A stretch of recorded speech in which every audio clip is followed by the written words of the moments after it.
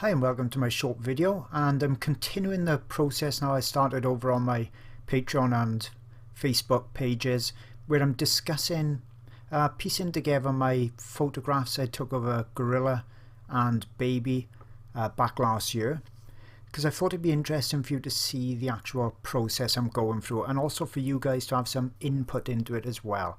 Now over on Patreon I asked everybody to have a look at the photographs that I've selected to pick from, and lots of you gave various opinions. Now you've got to keep in mind this is all really subjective, so what I pick is probably not going to be what you would pick, and that's good because that's what gives variety in art. We can all even see the same photograph and still paint and draw something really different, so that's good.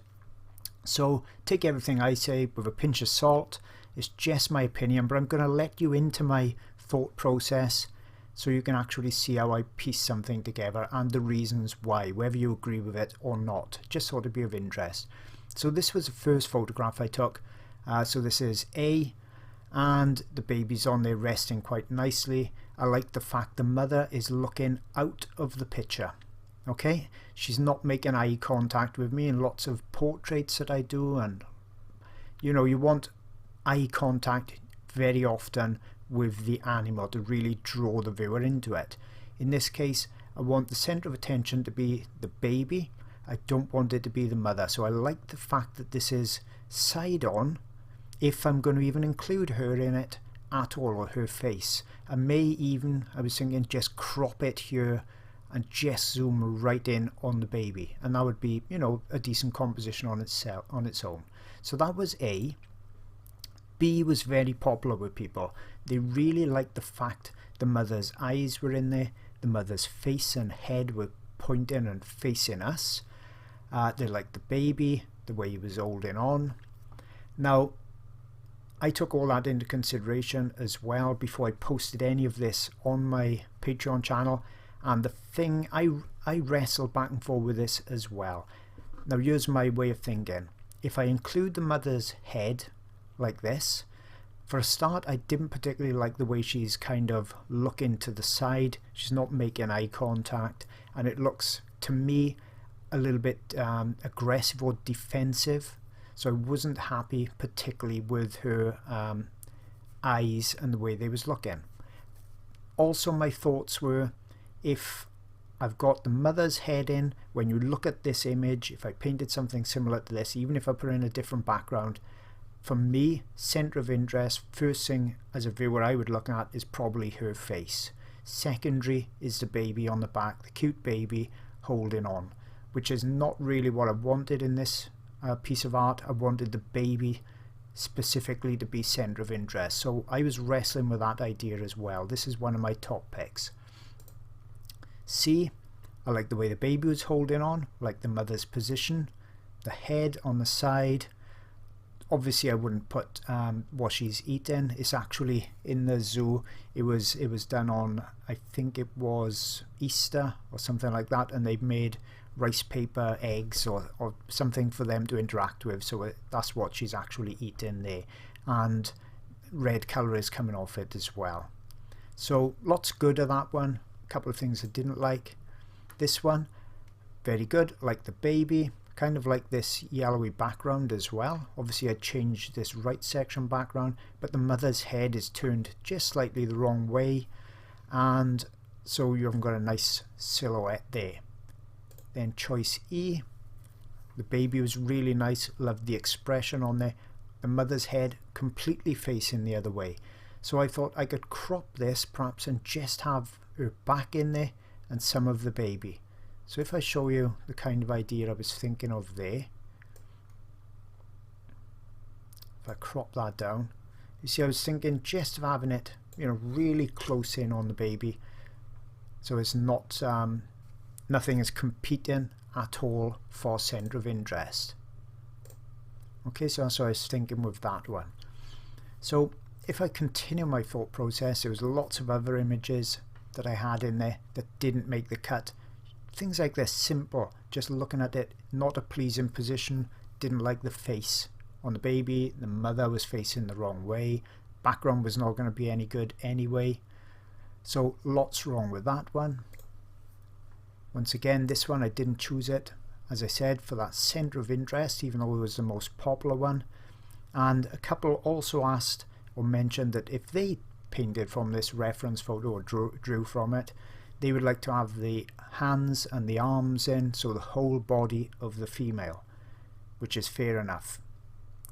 My way of thinking on this particular piece of art, if I did have photographs, lots of photographs showing this body position with the arms in, the full body, the legs, but if I zoom back out, the baby's going to start to look smaller and smaller and lose attention, and it's really then going to be all about the mother, her position and the background. It's going to be much more of a scene, whereas what I really wanted was to actually, as I said, get plenty of interest just on the baby, the mother acting secondary to it. So I didn't want the whole body and the arms on there as well.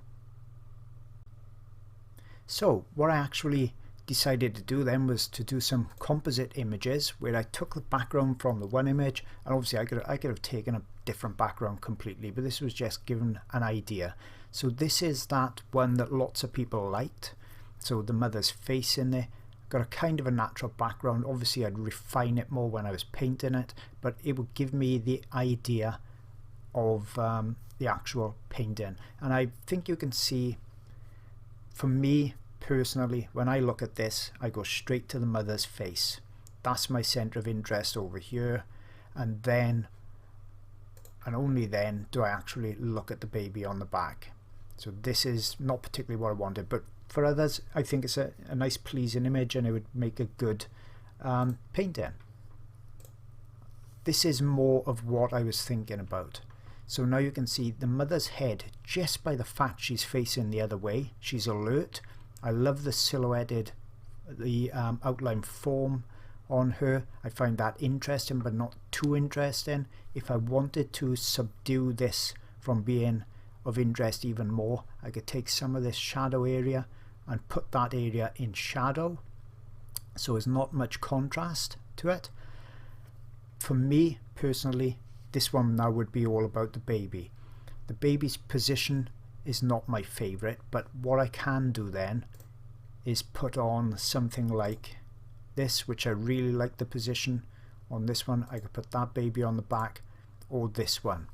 So I'm tied, I haven't quite decided which one I'm going to use. Possibly this one. It's all according whether I want that elongated look or whether I want more of the curled up, holding on tightly position.